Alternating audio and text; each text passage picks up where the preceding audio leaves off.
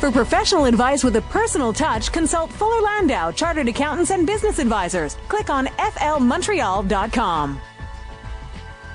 7:06 on today's Entrepreneur. Welcome to the program about the entrepreneurial spirit that drives Quebec business. My name is Dan Delmar, along with Fuller Landau's Josh Miller. Hey, Josh. Hello. How are you this week?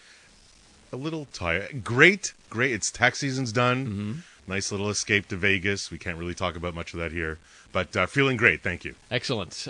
Before we get to our guest for the evening, I want to mention this quick update from a profile we did just a few weeks ago here on today's Entrepreneur. Mitch Joel from Twist Image. He made the news this week. His company, Twist Image, based right here in Montreal, it's a digital marketing agency. They were acquired by a WPP, a huge multinational in the communications industry, talent agency, marketing, the whole nine yards. So that's pretty interesting. A local boy makes it big on the international stage. And, when entrepreneurs start into business, there's a lot of them that, kind of get in and they want to keep going and running. But there's a lot of them that are very intelligent, that really the goal is not to keep it, grow it, and pass it. The goal is to build it and sell it. Do something else and build it and sell it. And Mitch, was one of the partners, and we had a great interview with him here. I guess they realized that, one, it's time to maybe move on, and B is, I guess when you hit a certain point, there's a consolidation factor that comes into play. And to grow to the next level, it's either you got to grow organically, you have to acquire or merge, and that's ultimately what they decided to do. They were pretty large to begin with, so it's either acquiring, keep eating up small companies, but then do you really get the reach they want? So I'm sure it was a lot of strategizing. It's certainly never easy when you're merging or getting acquired with a privately held business, let alone a public company that I'm sure has to run through the entire process and jump through all the hoops to get there. So congrats to him and his partners in Twist Image. And I'm sure they're going to continue to do great things. And it was fun to have them on the show. It was, and a new chapter for Twist Image. And you can hear the full show at flmontreal.com, where you find in the media section there, where you can find the old episodes of today's Entrepreneur, all 5 seasons, by the way. And now let's get to our guest for this evening. Maybe he'll be the next multinational success story. And we welcome the founder of Wipebook, Thomas Sychterz. I'm sorry, Sychterz. Okay, the pronunciation is not my strong suit, Thomas. Nice to meet you. Thanks for coming in. Can you pronounce that one more time for me? Sychterz, Thomas Sychterz. Sychterz, okay. That's right. Tell us about what you do and about Wipebook. Well, Wipebook, W-I-P-E book, is the first ever erasable whiteboard notebook. We developed it 12 months ago in an entrepreneurship class at the University of Ottawa. And essentially, it's a two-pronged writing medium. You can use it as a semi-permanent notebook, or you can use it as a portable whiteboard on the go. Now, it sounds like such a simple topic, and I know whenever you're starting out in business, it's great when you have a simple, I guess, product. It's easy to make, but there's still a lot of detail that goes into it. And before you even get started, you got to make sure that there's money on the table so you can actually produce it. And one of the areas that certainly I think everybody's going to find most interesting is how you raised your funds to start this business. And maybe you can explain a little bit what it is and how you went about it. Definitely, yeah. So our product is a simple product. It did take a lot of time to develop, but the way we came about is we were in an entrepreneurship class. We had this idea, this concept. We worked on it, sold a couple here and there, developed the prototype, and then, as you said, we needed to raise some funds to actually scale it up and see if it would work in a large-scale basis. And so we kind of turned to crowdfunding on Kickstarter. Put the project online, wanted to raise $4,000 initially in pre-sales. So essentially you show the concept, put a quick video up, some pictures, and people will buy them. One version of the crowdfunding method is people can buy them in advance, and then you develop the product and send it out. So maybe we should explain a little bit what crowdfunding is. That's right. A little more specifically, because not everybody, it's a fairly new concept in raising funds. Maybe you can explain exactly what crowdfunding is to the listeners. That's a good point. So anybody, an artist, a developer, an engineer can put their idea online on these. There's certain crowdsourcing websites such as Kickstarter or Indiegogo, where you post your idea. It could be an artist or a filmmaker who says, I want to make this film, I need X amount of money. and people can either donate to these people, or basically purchase what they're offering in advance. So it enables people to chip in all over the world for certain projects or endeavors. Now, again, why would somebody want to donate money to get into a product or service that doesn't exist? Well, that's a really very good question. The main reason behind people's intent using Kickstarter, Indiegogo, or any other crowdsourcing method is they feel part of the project. So they're, instead of going to a store and buying a product that already exists, you go through the whole life cycle of starting a business from scratch or starting a project from scratch and then seeing the end result. So people will pledge money at the beginning and then say, hey, I'm part of this experience, this building business, building a project, building a movie, building whatever, with the entrepreneur or with the artist. So that's kind of where they see the value added, and that's why people, and it's this new movement that's starting. I think that's a real added value. Tell me about the conversations that happened before you decided to go the Kickstarter route. Did you talk about financing in other ways, or was it really sort of driven by Kickstarter? Yeah, so the idea was cool, the prototype was cool. People, we had client validation, client traction. We knew that it was an interesting product that people would buy. The issue here was, how do we get enough people to buy this product, or the Wipebook, in order for us to be able to get a momentum and to produce it on a day-to-day basis. So we kind of looked at the online crowdsourcing option as saying, hey, we can post this cool concept, this cool product, and we can actually validate this idea that these assumptions that we have, and if we hit our goal, which our target goal is $4,000, we actually raised way more than that. But if we hit that goal, then we say, hey, we can actually keep going, and with that money, reinvest it and keep growing. Did you feel you had to offer, I mean, other than the uniqueness of your product, did you feel you had to give away anything, or what was your enticement for people to come in? I think the biggest reason we were successful, so like as I said, we wanted to raise $4,000 in pre-sales, and we sold over $420,000 in 30 days. So that was kind of a big hit. The main thing that I think people were attracted by was our transparent nature. We were 3 engineers with an idea. They knew what the product was about. They knew that it was doable. They knew that we had the skills to do it. I think that for them it was being part of this trip. At the beginning, the people that funded or helped fund us the sales were interested by the idea, and then once you kind of get this momentum rolling, where you're in the paper and people are blogging about you, then it's kind of a fun trip where people want to get rewarded for being part of this initial experience. Was it a long process from the time you kind of decided to go down that route and make your video or your kind of pitch? It was pretty simple, actually. Since we weren't expecting such a huge success, we put together a quick video. We put together that page. Again, it was very simple. Our product is a very simple note-taking tool. It's basically a regular notebook with the whiteboard format in a whiteboard. A whiteboard in a notebook format. So it's a simple tool. It's a simple project to understand, and that's kind of how we wanted to implement our Kickstarter, our crowdfunding page, is to make it simple, understandable, and I think that's what got people hooked. So we're talking about crowdsourcing, through Kickstarter was the software, the company that used to do it. And we're trying a little experiment. We're going to throw on our Fuller Landau Facebook page a question that maybe people can answer, and we'll kind of get their thoughts along the way. The Facebook page is Fuller Landau, facebook.com/Fuller Landau MTL. And the question is, do you think crowdsource funding has the potential of overtaking traditional financing options, and why? Kind of interested to hear what you have to say, so please do go on to our Facebook page.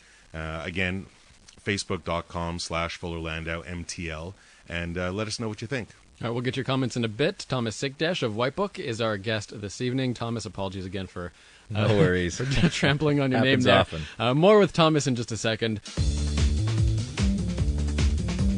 For professional advice with a personal touch, consult Fuller Landau, Chartered Accountants and Business Advisors. Click on flmontreal.com. 720 on CJD 800. Today's Entrepreneur, inspiring stories from outstanding business people. Dan Delmar and Fuller Landau's Josh Miller with you. And Thomas Sychterz from Wipebook is our guest, our profile this evening. And it's a really interesting product. It's a notepad, well, notebook essentially, that there's like a whiteboard that you can carry around with you. You write in it, erase it right away. Very cool idea. And you're going to get some national attention coming up soon on a very popular reality TV show. Tell us about that. Yeah, that's right. We filmed just over a month ago. We went on Dragon's Den and then basically filmed an episode on there. And it was a great experience, very cool, very fun, and we're really, really pumped about that. Was it scary? Super scary, yeah. It was just as scary as the TV show makes it. Obviously, you don't have the background music and everything, but it's dead silent, and then you just get. It's an intimidating room to be very in. intimidating. Yeah, and they actually make it. I think this season they made it even more intimidating. They were telling us that they put all these props and all these things to make it even scarier once you walk in. So do they? And I know you're limited what you can say. So just about the experience, how much do you have to think on your feet? How much preparation did you do before you walked in? Lots. That's a very good question. A lot of people ask me that. We prepared for about a couple weeks beforehand. We made sure we knew. You have to know everything in terms of your own company and even external companies and the whole landscape of what you're trying to do, because they will grill you, and they grill you on everything, from finances to marketing to competitors to drawbacks of your product or your service. So you have to be really, really prepared and quick on your feet, because they're not afraid to pounce. No, I'm sure not. And great experience. We look forward whenever it comes out on air. We definitely look forward. But from a financing aspect, as you mentioned before, we were talking about Kickstarter. As the name so aptly says, and you kind of mentioned this off air, it's kickstarting your business, but you can't ignore the financing and the cash flow afterwards. That's right. It really is. So crowdsourcing really is that first jolt that you need to kind of get that momentum going. And once you're off and you've got the cash flows coming in, the suppliers that need to get paid, and all this stuff combined, you're kind of running on your own, right? So Kickstarter is a start, and then you really want to try to hopefully access a second level of financing, whether it's within yourself or with the part of somebody else. Did you have to kind of teach yourself cash management, kind of budgeting, and make sure, whatever came in can't go out the door in the first month? You got to kind of think ahead. Definitely. Yeah. When you're growing so quickly, and when you're put into such a quick mode of reaction with a lot of sales at the same time, and it is difficult. You learn as you go. What's cool too is I'm doing my MBA right now at the HEC Business School, so that definitely helped a lot in preparing for this huge event and for all the traction we're getting now. But it's a lot. You learn as you go. So that's the biggest thing that I can say. Well, one of the questions we'll come back with after the break is, where did this idea come from? And you're working with a couple of buddies, so kind of how you guys are getting along and how you're sharing the workload, so to speak. Thomas Sychterz, our guest of Wipebook on today's Entrepreneur, 722. For professional advice with a personal touch, consult Fuller Landau, Chartered Accountants and Business Advisors. Click on flmontreal.com. 725 on today's Entrepreneur. Welcome back. Thomas Sychterz of Wipebook is our guest this evening. And Josh, very interesting story. Young Montrealer, still in business school, comes up with a brilliant product, and it's practically an overnight success story because of Kickstarter. Thomas, I'm just wondering, when we talk about startups in Montreal, it's very tech-heavy here in Montreal. How do people reacting to you, given that you have an actual product that people can hold in their hands? It is really, and it's a fun interaction, because people expect, especially with the word Wipebook, they expect it to be techy or gadgety, and the truth is we're kind of going against that. We're going to the simple, tactile option, and whichever way you look at it, is a startup. We have the same challenges as the tech startups do, and I think you'll see that more and more now. A lot of people think of startups as only tech, but I think there's a lot of different industries where startups are starting to emerge. So, where did the idea come from? I mean, is it, this is something we kind of asked at the beginning of the hour, although, so interested in the crowdfunding, crowdsourcing. But so where did this idea jump out from, especially in such a tech world where everybody is basically thumbing their way through their notes? Yeah. Well, 13 months ago now, we were in an entrepreneurship class, and we had to get together in teams. And I'm an engineer, and it was an MBA entrepreneurship kind of class where I paired up with two other engineers. We had to come up with a concept and develop client traction. So just get feedback about a concept that could work, as a business. One of my partners, he said, "Hey, I had this idea, this kind of thing that was stirring around. What if we kind of make this erasable? What if we kind of make a whiteboard notebook?" And so we looked into it, started playing around, made a prototype. Didn't work too well. Said, okay, but maybe we could play around with some more and make it even better. And so we had that initial concept, and we each knew that concept, even though it wasn't refined yet, had somewhere to go and some traction to hit a final product that was usable. We worked for about 6-7 months part-time. Yeah, my partners went back to work. I started my MBA, and we got to November where we put it on Kickstarter, and then that's when things really took off. You're three of you, right? We're 3 partners. That's right. Are you all on the same page? I mean, it's still pretty new for everybody. You guys haven't, you don't have this 30-year working history. It is, yeah. How did you function, or how do you function together? Right now, I'm man in the Montreal kind of side. They're both from Ottawa. So it is difficult. We do have our challenges working remotely. We do travel a lot. So I go to Ottawa, they go to Montreal, and you have to try to make it as best as possible. As you said, we haven't been working for 30 years together. It's been 12 months. So everything has been on high gear, moving and changing very quickly. So you have to be able to communicate very well, and we've had our challenges to do with that as well. It comes down to communication and trying to get everybody's interests aligned and moving forward. Do you complement each other as far as your skills go, or you really overlap far too much? Definitely no. One of the strengths that we got, one of the reasons we got to where we're at is because we complement each other very, very well. The one engineer is a patent officer. His name is Toby. He works more of the product specs, product development, and also knows all the legal aspects of protecting your idea. The other is Frank Bouchard, who works at the University of Ottawa, and he kind of has this whole fun. He works as a youth coordinator director there, so he has this whole fun aspect to him, and he's the one that's been doodling on our website. So he's got this very artistic feel to it, and I'm I guess more of the on the business side of things, trying to develop and sell and market this thing. So and that's something we're going to when we come back from the break. It's all sales and marketing. It's a huge aspect, certainly. Definitely. With a new product. But I don't want to forget about this crowdsource funding because it's so new and so great. And for those that didn't hear earlier, we actually have a question on our Fuller Landau Facebook page. So if you go to facebook.com/Fuller Landau MTL, go take a look and answer the question about what you think about crowdsource funding and its potential in the Montreal or international marketplace. And Thomas Sychterz joins us after the break of Wipebook. More with Thomas in a moment.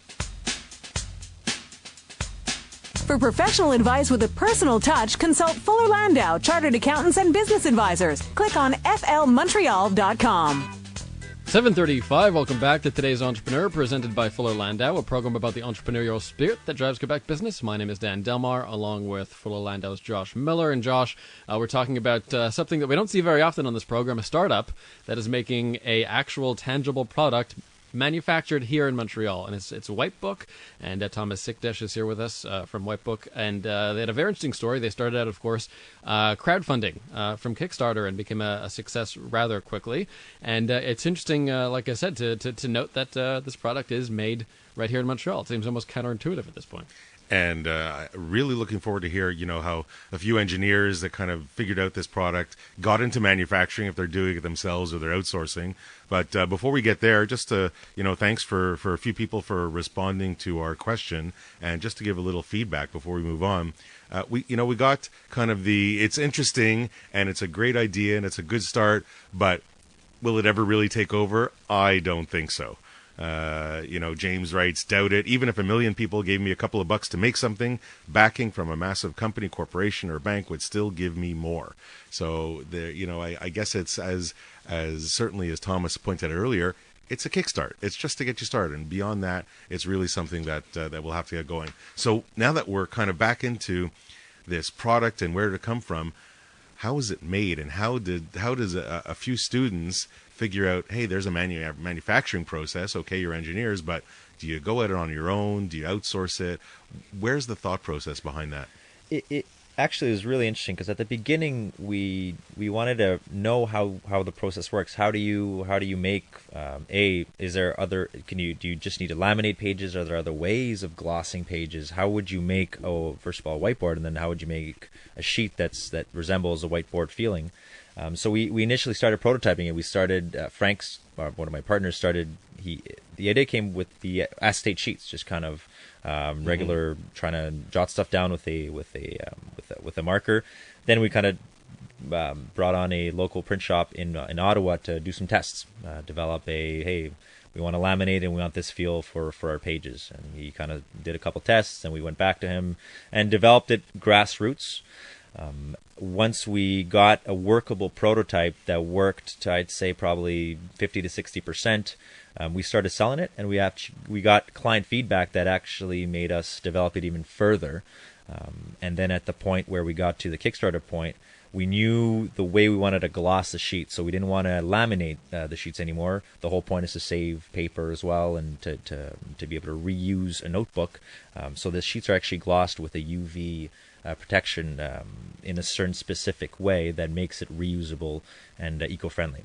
So very important, your product is patented. It's patent pending. Yeah, we added. Yeah, that's right. We got that in December, so we're very well protected. What's very cool, again, you mentioned complementary skills. One of my partners is a specialist in this kind of stuff, and so he made sure that we were very well protected and our intellectual property was safe. So that's we're safe on that end, and yeah, then it was just about making sure that we developed the manufacturing process. Was it difficult to find that supplier that you're outsourcing to? Did you look around? Did you have to develop a whole contract? I mean, if you have a patent pending product, I mean, you don't want to get screwed by somebody. You kind of need to know that you can work with them, and, That's right. and that they're somewhat trustworthy. That's right. Yeah, we did. We did a whole supplier landscape.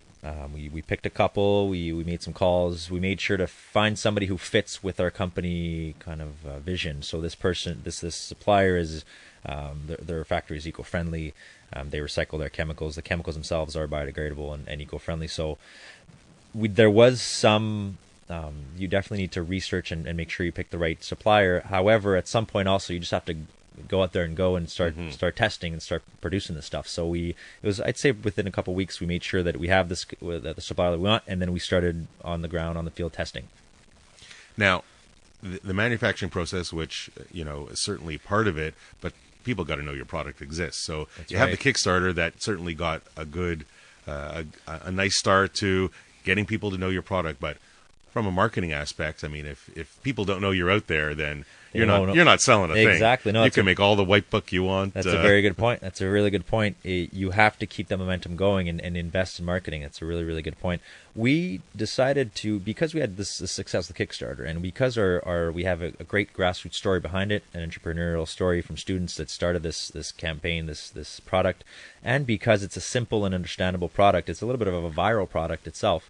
You just need to show it to people and they understand it immediately. So we went with kind of a more of a buzz marketing kind of approach. We tried to show this to as many people as we can, create events around the Wipebook, whether that's at schools or wherever you might think of hosting events. And we had blogs post about it. We had obviously articles that kind of resulted from our success.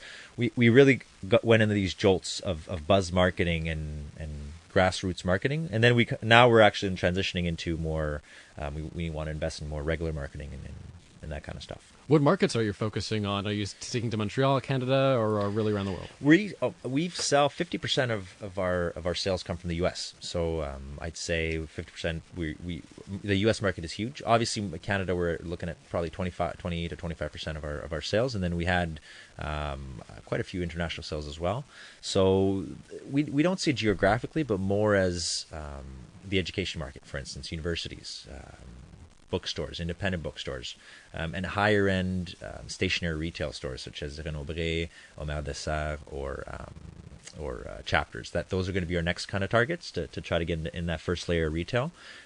That's the way we're approaching it. And also one of our we've had many clients in the corporate world, the CSR initiatives where they want to save on their wasting paper, using so much paper. The eco-friendly trend, the BDC published a report not too long ago explaining how Canadians, and I think 90% of Canadians, enjoy supporting companies that have an eco-friendly or socially responsible mission as well. So that's kind of where we're getting some results. Consulting companies, all sorts of companies will tend to buy these in bulk in order to promote eco-friendliness and B, save on paper. We're talking with Thomas Sychterz of Wipebook, and he's one of a few partners, and they developed this phenomenal low tech That's right, low tech device and product that's absolutely phenomenal. You mentioned you outsourced your manufacturing. What about your marketing? You outsource that, or you guys you dabble in it a little bit? How much do you do yourself versus? as of right now, because the marketing scene is changing, it's the online scene is actually very young. So you mentioned actually Mitch Joel. He's got the very, very modern and hip advertising company, marketing company. Because I'm doing my MBA, and we have a couple of people that we brought on that are also doing their MBA to help us out with the marketing and sales and advertising. We're doing it in-house for right now. We obviously are looking to seeing if that's going to be the way we want to continue. But I think we have such a cool story behind it, and we're able to demonstrate this pretty well in our videos and our posts, and we're getting a lot of traction online that I think we're doing a great job right now, and that's the direction we're going to keep going. And is there a next, like, how far in advance do you think you develop this product? You're fairly new. Are you already thinking about the next step and the next type of product and kind of color scheme and sizes and and ancillary products? Definitely, that's kind of what we have. We've had discussions about this the past couple of weeks. We're creating, trying to create an ecosystem. So not just one product, but different versions. So we're coming out with the Wipebook Mini. We're going to have different color covers. So we're really trying to create this erasable, portable, low-tech medium that you can complement with all sorts of things, and that's kind of what we're trying to develop with our company right now. And the three of you, from a vision standpoint, did you prepare a business plan? This is what's the best part of this whole entrepreneurial endeavor is we started with the concept that we don't want to start with a 20-page document that hasn't even been proven. We wanted to get traction. We wanted to get feedback from people, see what works, and quickly iterate, quickly pivot our product in order to say, hey, this is something we could work with, and then we could create a business plan around it. Then we can say, we know that 100 people like this product, 60 people out of 100 are from the corporate world that like this product, and for the rest of the 40 are from education. So our goal was to create that traction, create that demand, and then base a business model around it, base a business canvas around it. And that's what we've been doing now. It's when you're at a point where you're talking with the Dragons, when you're we've spoken to other investors before that, you need to have a sense of direction, you need to have a strategy and a vision. But I think the new paradigm is shifting where you have to get traction, you have to get results quickly, and then you build a business plan around it. So you're kind of working a little bit backwards. We are definitely. That's the way of seeing it. Definitely. Excellent. Well, when we come back from the break, Dan, we're gonna, with startup company that Thomas is talking about with Wipebook, we're gonna talk about what are the 5 most popular gaffes that startups do. What kind of mistakes do they make and have to get fixed after? We'll talk about that when we come back after the break. Some helpful tips from Lorne Brotman from Fuller Landau on the way. Thomas Sychterz of Wipebook, our guest on today's Entrepreneur. For professional advice with a personal touch, consult Fuller Landau, Chartered Accountants and Business Advisors. Click on flmontreal.com. 7:50 on today's Entrepreneur, inspiring stories from outstanding business people. Dan Delmar and Fuller Landau's Josh Miller with you, and Thomas Sychterz of Wipebook is our profile this evening. We also bring into the conversation Lorne Brotman from Fuller Landau, and Lorne's going to help us out with the top 5 tips for startups, particularly when it comes to accounting and some of the gaffes that can result. I know I'm quite familiar with some of these gaffes. I look forward to them. And there are plenty out there. Some are engineers and some could be radio hosts, but you certainly can't be an expert in everything. So there's some things that people just don't do so well or don't think of. So kind of turn to Lorne and maybe he can go through them one by one. What are those top 5 gaffes that startup entrepreneurs make, and then come to you afterwards? Like Dan mentioned, from an accountant's point of view. So the main thing that when they first come in is setting up the structure of their business properly. Very often they'll have come in after the fact and they haven't set up the proper structure. 2 main choices: registering a business, meaning reporting everything personally, or setting up a corporation. So I've had people that have come in with a registered business, probably should have incorporated. People that have incorporated, probably wasn't really necessary. And then to actually fix things up after and do different things, I mean, that can be, sometimes you leave them alone, sometimes you're forced to fix them. So without knowing it, they've entered into those pitfalls of not setting up their business properly. Guess number 2 is just the basic bookkeeping for a business. They've come in after the fact, business has been running for a while. either figure that they can take care of the bookkeeping on their own, they have a family member helping it out, they have a buddy saying, I can take care of that for you. And then you come in and you see that basically everything is a mess. And very often and we actually just ran into it recently, very often it takes more time and money and effort to undo, fix, than to just say, you know what, just give me everything and we're going to start all over from scratch, because it's easier to just do it that way, and will take less time to do it that way. Like maybe they mix up their balance sheet and income statement. And exactly. It's little things that when we see certain things that could have been very easy to set things up, the bottom line for any business is you want to see how you're doing. What the operations are. Are you making money or not making money? Where are you spending too much? Where are you not spending too much? So if they're taking care of their bookkeeping and they're allocating things to the wrong places and not being consistent with certain things, sounds like something very simple, but the end result is when you look at everything and you really don't know your business. And the bottom line, I'm sure Thomas can agree, is knowing what your business is. Where can I do better? Where am I spending too much? Where can I generate more? Where can I cut a little bit? And we see that very often. And to take it even a step further with some of the bookkeeping problems, it's not only for your internal purposes. We have to remember we're reporting to the government all the time. So you have to make sure things are put in the right place and you're entering things properly there to avoid some of the problems later. Thomas, your partners, you're in Ottawa and you're in Montreal. Do you share information like the numbers or anything, even though you're still fairly new? Yeah, well, that's a very good point. We just had a discussion this past week. We set up our bookkeeping methodology, and well, we set that up a while back, but we're transferring now to online, so we can everybody can access them remotely. Mm-hmm. We initially had a desktop where we had we would bookkeep all that stuff, and then so the goal, as you're saying, you want to know where your money's coming, where your money's going, and that's one way is to keep track, is to do a good job doing that way. And if you don't set it up right to begin with, it's going to be that much harder to track. Today's Entrepreneur on CJAD will have Thomas Sychterz one piece of advice for today's Entrepreneur after the break, 7:53. For professional advice with a personal touch, consult Fuller Landau, Chartered Accountants and Business Advisors. Click on flmontreal.com. And our guests are Thomas Sychterz of Wipebook and Lorne Brotman is here with us from Fuller Landau, giving us the top 5 tips, accounting tips and accounting gaffes for startups. And we're at number 3, Lorne? Yeah. And to tell you the truth, you can probably move this one for a lot of the clients that I've seen to the top of the list. When it comes to sales taxes, GST, QST, all kinds of problems all the time. Could be very simple things.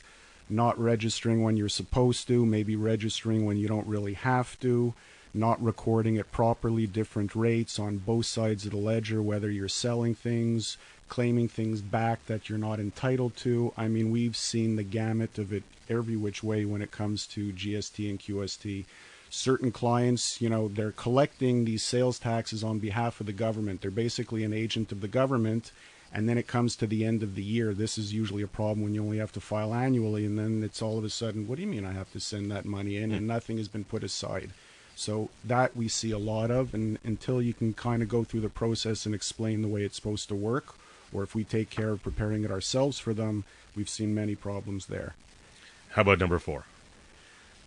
Also, it always comes down somehow to the government. So it's payroll and deductions at source. So basically payroll taxes. Have they registered for it when they're required to? Have they not? Do you actually have employees? Or sometimes with new startups, they just say, well, I hired this guy and I just paid him whatever and didn't deduct anything, but he's an employee. He keeps coming there consistently. Taking money off of paychecks, not remitting it to the government. Same kind of thing as the sales taxes. So all different kinds of things, preparing some of the slips at the end of the year that have to be prepared that aren't done, or different calculations. We see all kinds of things there that for someone can be very simple, but look, honestly, no blame to anybody. If it's something that they're not used to doing, it's tough for them. As simple as everybody says, I got a company, my company's going to pay for my car. And, at the end of the year, if you don't have something on your T4 for some taxable benefit, well, then the government will surely come and knock in at some point. And the audits are certainly, they're becoming far more frequent and nobody likes them, but that's important. So in about 5 seconds, Lorne, our last one before we get to Thomas's one piece of advice. Just seeing different problems with people preparing their personal income tax returns coming in and not reporting things properly, actually not claiming what they're entitled to on their personal tax returns can save them a few dollars that way. So that would be number 5. Excellent. And Thomas, as we approach the last moment of the show, we turn to you as we do with every entrepreneurial guest and ask you what would be your one piece of advice to today's entrepreneur. Well, it's pretty simple. I think that a lot of people have a desire to start their own business and to jump into into entrepreneurship. But a lot of times, I think just thinking about a cool idea won't get you anywhere. I think you need to get on the field and create some tangible milestones and actually get traction on the field. Whether you're offering a service or selling a product, go get direct feedback, create tangible goals that you can attain, and go and slowly start it off. I think we got lucky in the sense that we prepared and we got the success. But I think it's just a lot of hard work at the beginning. Thank you, Thomas. And Dan, the one very quick point is, my takeaway from this is, don't be afraid to try something new. Thomas Sychterz of Wipebook, thanks for coming in, and best of luck. And Lorne Brotman of Fuller Landau, thanks for the tips as well. Josh will be back next week, Monday night at 7 p.m. Coming up next is The Exchange. It's 8 o'clock on CJAD.